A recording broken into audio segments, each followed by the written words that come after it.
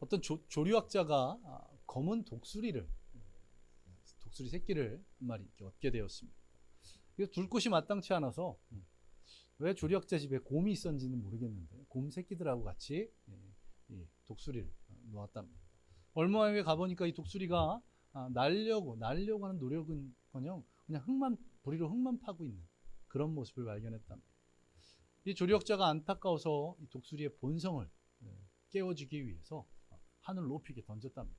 그런데 날개짓도 제대로 하지 못하고 계속해서 땅으로 떨어질 뿐이었답니다. 고민하다가 이 독수리를 데리고 높은 산 정상으로 올라갔습니다. 그곳은 이 검은 독수리가 많이 살고 있는 서식지였는데 그곳에서 팔을 높이 쳐들고 이 새끼 독수리가 다른 독수리들이 날아다니는 모습을 보게 해줬답니다. 그 모습을 본 독수리 두리번두리면서 보다가 결국은 다른 독수리와 같이 날개를 펴고 하늘로 높이 날아올랐다는 그런 이야기가 있습니다. 이처럼 세상을 살아가면서 제일 중요한 것 가운데 하나가 내가 어떤 사람인가에 대한 정체성. 나는 누구인가? 어디로 와서 어떻게 가는가? 내가 무엇을 하며 살아가야 되는가? 이것에 대한 분명한 정체성이 있어야지 우리는 흔들리지 않게 된다는 겁니다. 제가 신학교에 가서 처음 기숙사에서 선배들한테 들었던 이야기가 뭐냐면 목회자로서의 정체성을 가져라. 너는 이제 성도가 아니라 예전에는 또 목회자와 성도를 분리하는 그런 것들이 있었죠. 그러나 우리 교회는 그냥 목회자도 성도, 성도는 성도. 우리가 진정한 성도로서 저와 여러분 모두가 정체성을 가져야 되는데요.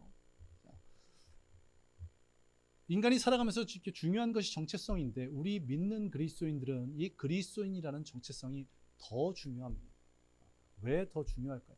세상 사람들보다 더 중요한 이유는 우리가 세상에 속해서 살아가고 있는데 그 세상에서 속해서 살아갈 때 그들과 똑같이 살아가는 것이 아닌 그들과 구별되는 삶. 세상에서 살아가고 있는데 그들과 구별된 삶을 살기 위해서 정말 중요한 것, 잊지 말아야 될 것이 무엇이냐면 나는 그리스도인이다. 이 정체성, 이것이 중요하다는 것입니다. 자, 그렇다면 그리스도인이라는 정체성, 이것은 무엇을 말하는 것일까요? 이 질문에 정확하게 대답하기 위해서는 우리는 과거로 돌아가야 됩니다. 어느 때로요. 그리스도인이라는 정체성을 가장 잘 보여주는 한 문장이 무엇이냐면 우리 믿는 그리스도인들은 누구를 닮아가야 한다? 예수 그리스도를. 예수님께서 어떠한 삶을 살았는지 직접 보았던 사도들, 그리고 사도들의 가르침을 받았던 속사도들, 그 속사도들의 가르침을 받았던 교부들, 이런 초기 기독교의 성도들의 삶의 모습이 가장 그리스도인에 합당한 모습일 것입니다. 먼저 2세기 그리고 3세기에 활동했던 교부들이 있습니다. 터툴리안, 또 알렉산드리아 클레멘스라는 교부들이 있는데요. 이 터툴리안이 이방인들에게라는 책을 썼고 클레멘스가 스트로마타라는 책을 썼는데 이 두 책에서 동일하게 그리스도인들을 이렇게 언급하고 있답니다. 제3의 종족이라. 당시 사람들과 전혀 다른 삶의 모습을 살아가고 있기에 제3의 종족이라고 그렇게 부르고 있는데요. 유대인들과도 같지 않고 헬라인들과도 같지 않은 제3의, 그들이 어떻게 이런 제3의 종족으로 불리움을 받았을까요? 다른 모습이, 구별된 모습이 있어서 그렇습니다. 그들의 모습을 보면 사도 요한의 제자였고 속사도 가운데 한 명이었던 폴리캅. 이 폴리캅의 순교라는 책에 보면 그리스도인에 대한 묘사를 어떻게 하고 있냐면 그들은 하나님을 사랑하고 경외하는 사람들이다. 하나님을 사랑하고 경외하는 사람들이라고 이렇게 말씀하고 있습니다. 이 책은 믿는 성도가 기록한 것입니다. 믿는 성도들만 이렇게 기록한 것이 아니라 당시 동시대를 살아가는 믿지 않았던 자들의 기록에도 비슷한 내용을 담고 있는 것을 볼 수가 있습니다. 플루타코스 영웅전이라는 책을 기록한 로마의 역사가이면서 철학자인 플루타코스, 그가 도덕론이라는 책에서 그리스도인들을 묘사하고 있는데 그 책에 보면 그리스도인들을 고결하고 하나님의 사랑을 받는 족속이라고, 고결하고 하나님의 사랑을 받는 족속이라고 그렇게 기록하고 있습니다. 또한 3세기와 4세기를 걸쳐서 활동한 로마의 신학자였고 또 역사가였던 유세비우스, 교회사란 책에 보면 그리스도인들에 대해서 이렇게 묘사하고 있답니다. 그리스도인들은 하나님을 두려워하는 경건한 사람들입니다. 초기 기독교의 그리스도인들의 모습들을 보면 어떤 내용을 담고 있습니까? 믿는 사람이건 믿지 않는 사람들이건 그 사람들이 하나님의 사랑을 받은 자들, 하나님의 사랑을 받아 하나님을 사랑하는 자들, 그리고 하나님을 경외하고 경건하게 사는 사람들이라고 그렇게 칭찬받고 있는 것을 볼 수가 있습니다. 그렇다면 현대를 살아가고 있는 저와 여러분들의 모습은 어떻습니까? 저와 여러분은 주변 사람들에게 어떤 평가를 받고 있을까요? 어떠십니까? 그리스도인으로 인정받고 계십니까? 20세기 장로교 목사이며 또 복음주의 운동가였던 프란시스 셰퍼라는 목사님이 계십니다. 이분이 당시 미국 교회에게 이렇게 외쳤습니다. 오늘날 우리나라의 기독교는 이름만 복음주의일 뿐 맛 잃은 소금이며 빛을 잃은 등불이다. 소금이 맛을 잃고 등불이 빛을 잃으면 어떻게 될까요? 우리 잘 알고 있는 마태복음 5장 13절 말씀, 자막을 보면서 한 목소리로 함께 읽겠습니다. 우리 함께 읽습니다. 너희는 세상의 소금이니 소금이 만일 그 맛을 잃으면 후에는 아무 쓸데없어 다만 밖에 버려져 사람에게 밝힐. 여러분 그런 소금 드셔보셨습니까? 맛이 쓴 소금. 쓴 소금. 왜 맛이 쓸까요? 소금이 짜야 되는데 쓴맛이 나는 이유. 간수가 제대로 빠지지 않았어요. 간수가 제대로 다 빠지지 않은 소금은 어떻게 됩니까? 창고에 방치될 뿐입니다. 빛이 밝게 비치지 못한다면, 요즘에는 이렇게 저도 거의 쓰지 않는데 제가 학생 때만 해도 책상마다 있었죠. 스탠드. 스위치를 눌러도 빛이 안 들어오면 어떻게 될까요? 그냥 쓰레기통에 버려질 뿐입니다. 우리 믿는 그리스도인들이 맛을 잃고 빛을 발하지 못하면 버리워진다고 성경은 말씀하고 있습니다. 이제 오늘 본문 말씀을 통해서 우리가 맛을 잃은 소금, 빛을 잃은 등불이 아니라 세상을 변화시키는 밝은 빛을 비추는, 그리고 세상을 썩지 않게 만드는 그런 진정한 소금이 되기를 간절히 소망합니다. 우리 갈라디아서 4장을 펴고 함께 보겠습니다. 먼저 오늘 본문 앞에 1절을 한번 보시기 바랍니다. 어릴 때라고 표현하고 있는, 예수님을 알지 못할 때 믿기 전의 신분을 우리는 무엇이라고 말씀합니다. 종과 다름이 없다고 말씀합니다. 무엇에 종된 것입니까?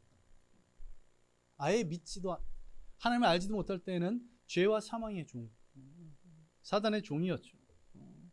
예수 그리스도를 구주로 영접하지 않으면 하나님의 자녀되지 못하기에 죄의 종이었습니다.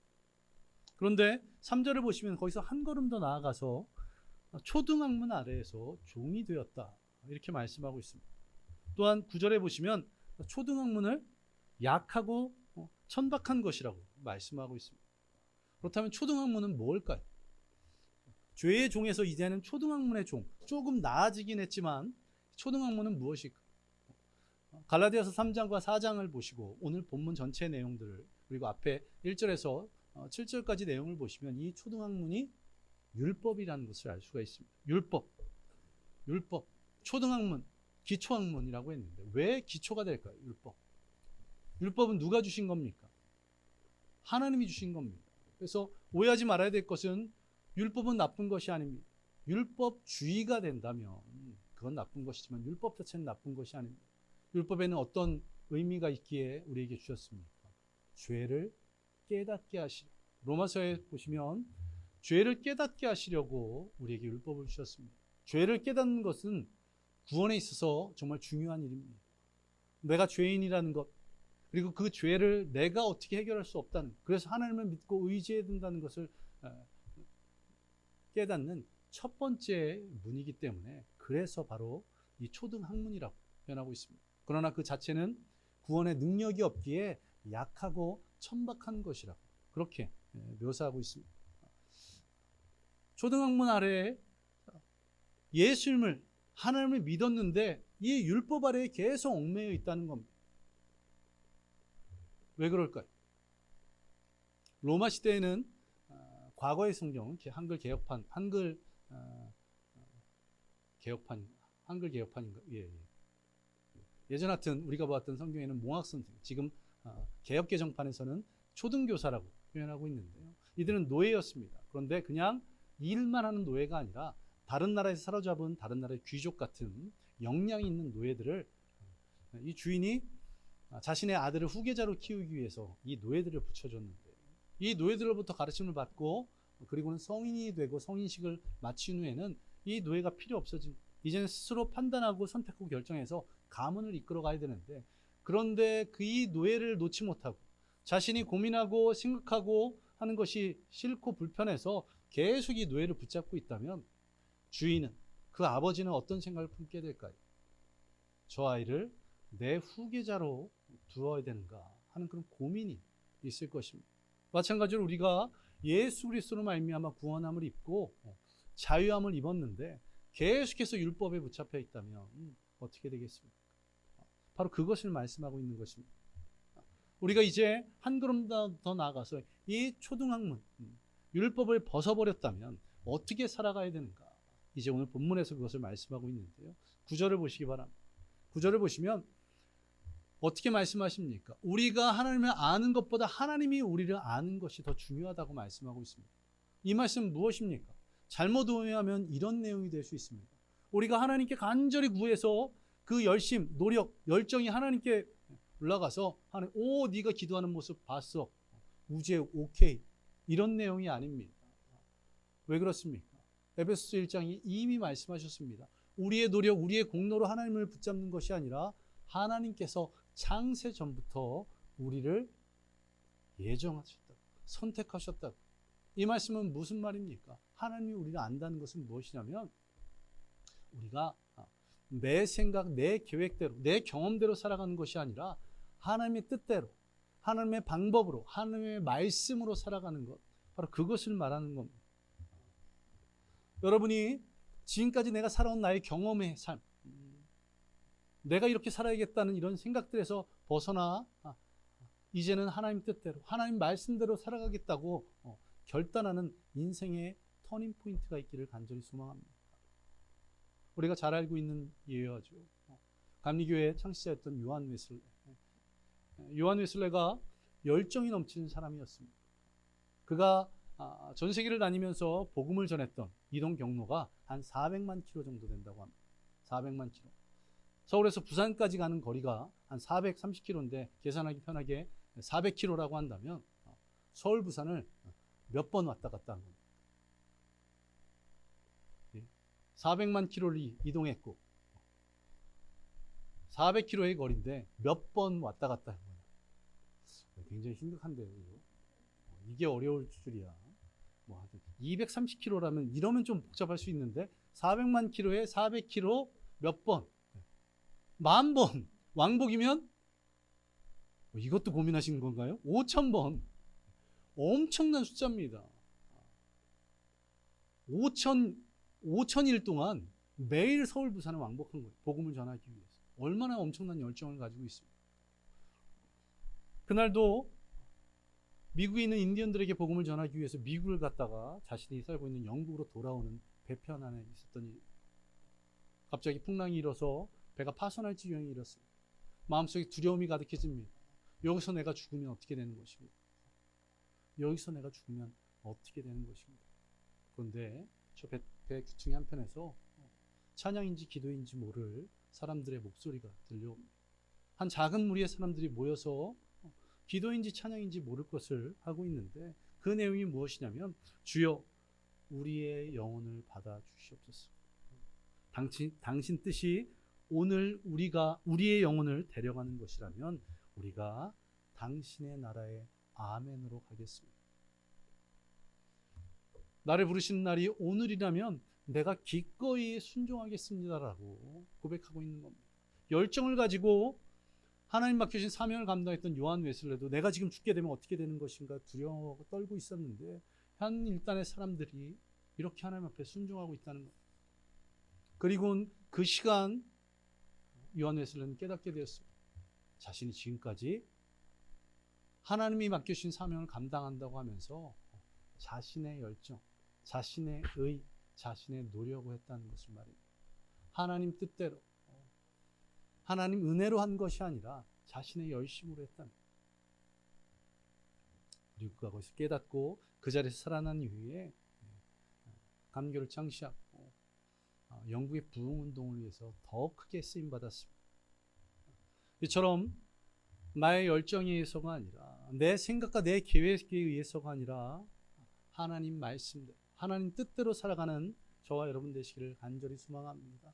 그런 인생의 포인트, 전환점이 될 수 있는 그 시간을 이 예배 가운데 경험하는 저와 여러분 되시기 바랍니다. 또 여러분이 각자 개인 영성생활, 찬양하고 기도하고 말씀을 읽고 또 다른 설교 말씀을 듣는 것을 통해서 인생의 전환점을 맞이하는 은혜가 있기를 간절히 소망합니다. 그리고 10절을 보시기 바랍니다. 사도 바울은 갈라디아 교회 성도들이 무엇을 지키고 있다고 말하고 있습니까? 날과 달과 절기와 해. 여기서 날은 무엇입니까? 유대인들이 매일 지키는 금식일, 안식일 같은 것이고, 또한 달은 무엇입니까? 달마다 지키는 월삭. 그리고 절기는 무엇입니까? 우리가 잘 알고 있는 절기들, 6월절, 오순절, 장막절, 그 후에 생긴 나팔절, 수장절 같은 이런 것들. 년은 무엇입니까? 해는 무엇입니까? 년마다 하는 6년을 마친 안식년, 그 안식년이 7번 지날 때 있는 희년. 지금으로 말하면 뭐냐면, 이 당시 이 사도 바울이 말하는 것이 너희들이 수예배 드리고 새벽 예배 드리고 목장 예배 드리고 주일 예배를 다 드리고 있다. 바로 이 얘기입니다. 그런데 11절을 보시면 어떻게 말하고 있습니까? 자신의 수고가 다 헛되어졌다. 이렇게 열심히 예배 드리고 있는데 자신의 수고가 다 헛되어졌다는 겁니다. 열심히 예배 드리는 것이 부정적인 걸까요? 아니요. 그런데도 불구하고 사도 바울은 왜 그랬을까요? 그것은 무슨 말씀이냐면, 형식은 있지만 내용은 없다. 형식만 있지 믿음이 없는 것을 말합니다. 하기는 하는데 그 동기가 엉뚱한 데 있는 것. 앞서 무엇이 문제라고 했습니까?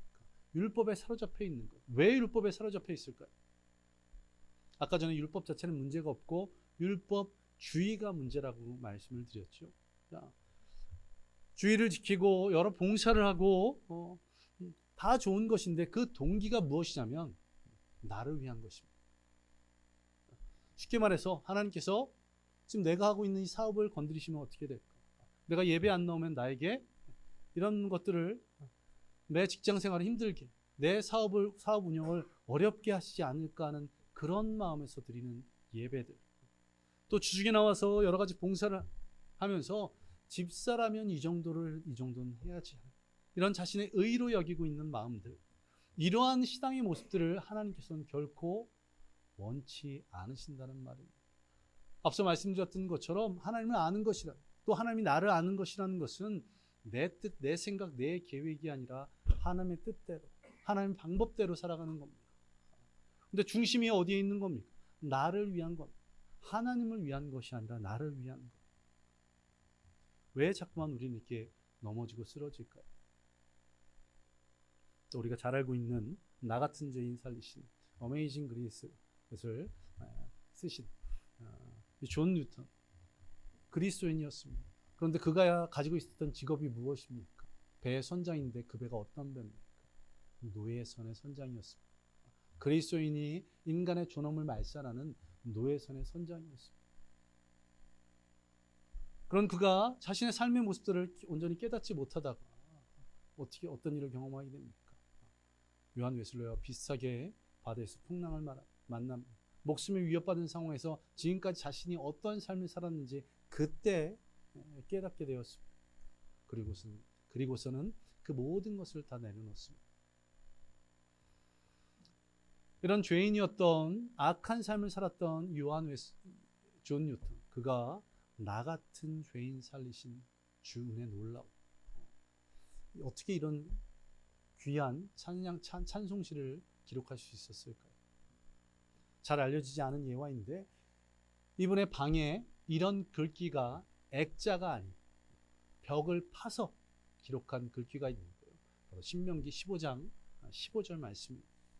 너는 애굽 땅에서 내가 종되었던 것과 내 하나님 여호와께서 너를 속하셨다는 것을 기억하라.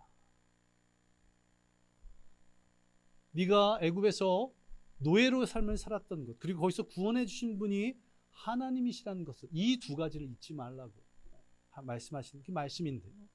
자신이 어떤 삶을 살았습니까? 과거 노예선을 운영하면서 그걸로 인해서 유익을 얻었던, 수많은 사람들을 고통과 죽음에 몰아넣었던 그런 지옥 같은 삶을 살았고, 그런 삶에서 건져주신 분이 하나님이시라는 것, 이것을 잊지 않겠다고 자신의 집에 그냥 액자 정도가 아닌 벽을 파서 기록한 말씀입니다. 결코 잊지 않겠다는 고백, 이 은혜를 잊지 않겠다는 고백. 우리 믿는 그리스도인의 삶이라는 것, 하나님의 은혜로 죄의 종이었다가 하나님의 자녀로 삼아주신다는 것, 그것을 날마다 기억하는 것, 바로 그것이라는 겁니다.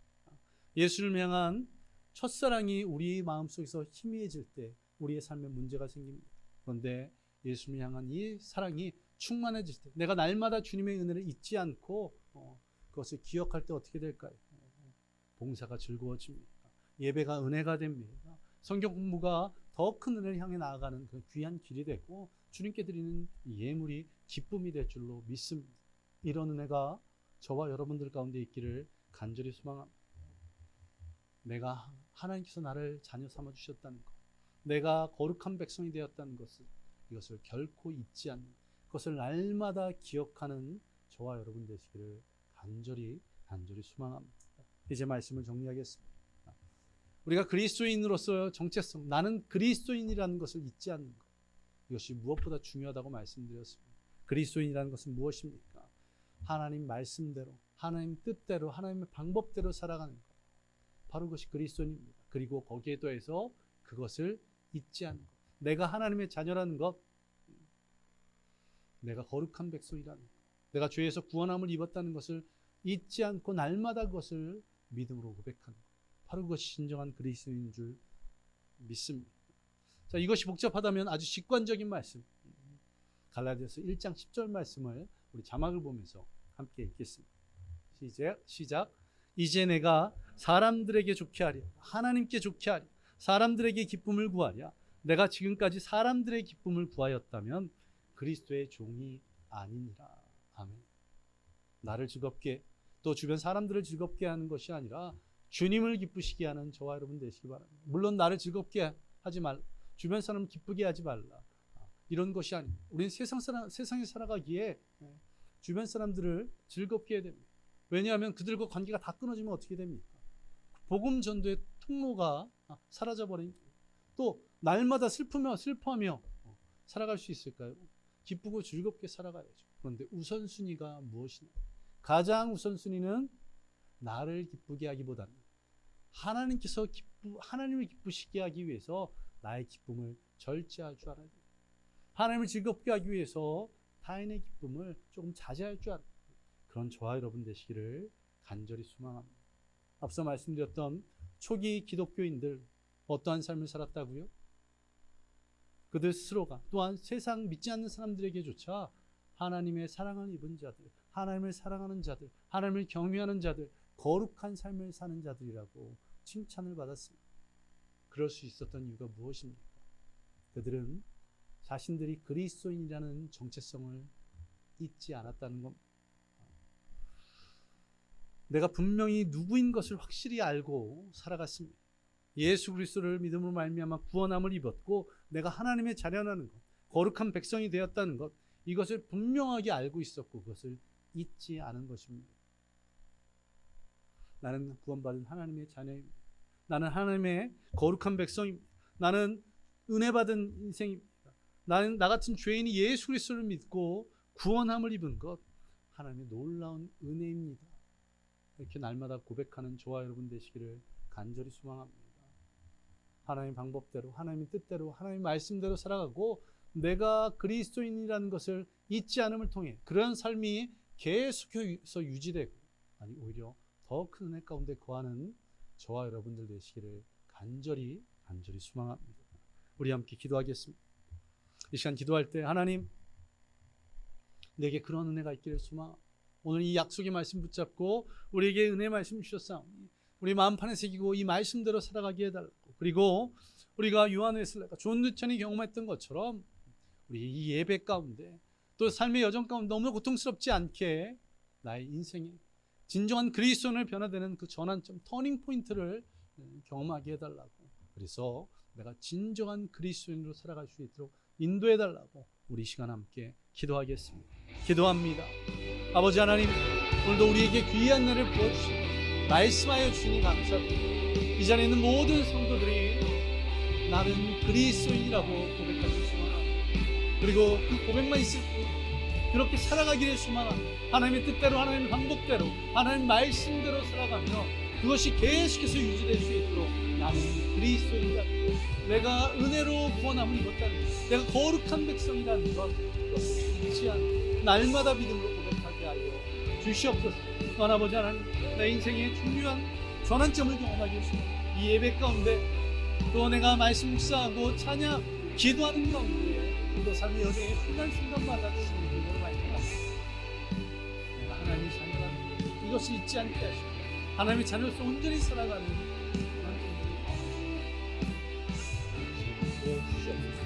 주님의 놀라운 은혜가 우리 모든 성도들에게 임하시고 예수님 이름으로 기도드리옵나이다. 아멘.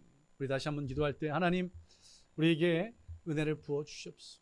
우리가 이 다음 한 주간 동안 이 하나님의 약속의 말씀 붙잡고 진정한 그리스도인으로 살아가게 해달라고. 교회에 왔을 때 예배 드릴 때만이 아니라 나의 일터에서, 학교에서, 또 가정에서 이러한 그리스도인의 모습으로 살아갈 수 있도록 이 한 주간만큼은 내가 그리스도인이라는 것을 날마다 고백하게 해달라고. 우리 시간 그렇게 믿음의 결단을 하며 기도하겠습니다. 기도합니다. 아버지 하나님, 우리 모든 성도들이 오늘 말씀대로 살아가기를 소망합니다. 나는 그리스도인이라고 날마다 고백하며 그리스도인님을 만족지 않고 바쁘고 분주한 세상 가운데, 빠르게 변화되는 이 세상 가운데 나는 그리스도인 이것을 잊지 않고 그것을 붙잡고 날마다 믿음으로 살아가는 우리 모든 성도들에게 그리스도의 삶을 살아가면 되겠습니다. 주변 믿지 않는 자들, 또 다른 믿는 사람들에게 당신이 하나님의 사랑을, 또 하나님의 사랑을 받고 있다고, 하나님을 경외하는 자라고 거룩한 삶을 살아가는 이렇게 초대교회 성도들처럼 칭찬받는 그리스도인이 되시길 주님 역사하여 주시옵소서. 이 한 주간 동안 그런 삶을 살 수 있도록 주님 은혜로 인도하심을 믿으며 모든 것 예수님 이름으로 기도드렸습니다. 아멘. 아버지 하나님, 우리 교회 모든 성도들이 나는 그리스도인입니다라고 믿음으로 고백하게 하여 주시옵소서. 그리고 그 믿음의 고백대로 삶 가운데 내 생각과 내 계획들, 내 경험대로가 아니라 주의 말씀대로, 주님의 방법으로, 주님의 뜻대로 살아가게 하시고 그것이 계속해서 이어지도록 나는 그리스도인이라고, 나는 거룩한 백성이라고, 하나님의 은혜를 받은 자라고 감사하며 날마다 고백할 수 있도록 주여 역사하여 주옵소서. 그런 귀한 은혜가 우리 모든 성도들에게 임하게 하여 주시고 적어도 다음 한 주간만큼은 날마다 그것을 고백하며 그리스도인으로 가정에서, 일터에서, 학교에서, 어떤 곳에서도 진정한 믿음의 사람으로 살아가게 주님 역사하여 주시옵소서. 드려진 예물들이 있습니다. 그 손길들 주님 축복하여 주시고 또 하나님 나라를 위해서, 주님의 몸된 교회를 위해서 귀하게 사용하여 주시옵소서. 주님의 은혜가 이 한 주간에도 계속해서 이어짐을 믿으며 이 모든 것 예수님 이름으로 기도드렸습니다. 아멘. 이제는 우리 주 예수 그리스도의 은혜와 무한하신 하나님의 사랑하심, 성령님의 함께하심과 충만하심, 오늘 진정한 그리스도인으로 살기로 작정한 모든 성도들 머리 위에 임하기를 예수 그리스도의 이름으로 간절히 축원하옵나이다.